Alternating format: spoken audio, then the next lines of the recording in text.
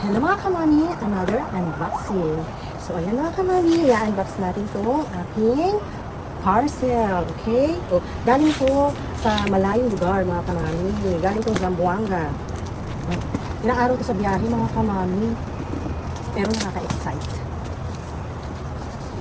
So ito kasi mga kamami ay sinusiguro ko na laging free shipping. Kasi sayang ang shipping fee kung kasama pa pati shipping fee sa pag-deliver. Excited ako. Ooh, wow. Secured ang kanyang halaman. Ito naman, hindi ko alam kung saan ako magka-cut mga kamami. Grabe yung packaging niya. Secured yung halaman. Dito na lang tayo mag-cut ng kanyang. Okay. Wow, ito na siya. Wow, ito lang kanya pagkakabalot oh. Secured. Ang kanyang pagkakabalot mga kamami. Diba? Ang cute. Malit lang siya. Mga binibili ko kasi mga kamami yung, ayan, green. Ang cute. Ayan, muna nilaw lang yung isang dahon. Pero maganda pa rin siya. Okay, maganda pa rin siya. Kahit nilaw ng konti. Ayan.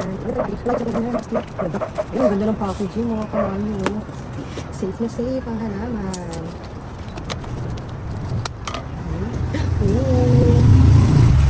Ito yun.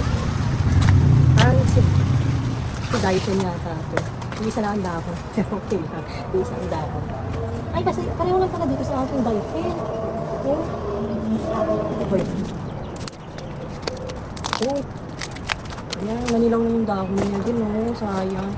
Pero okay lang. Pagagandahin na lang natin. Diba? Ang lagi naman ganyan. Kasi lang. Ganyan talaga.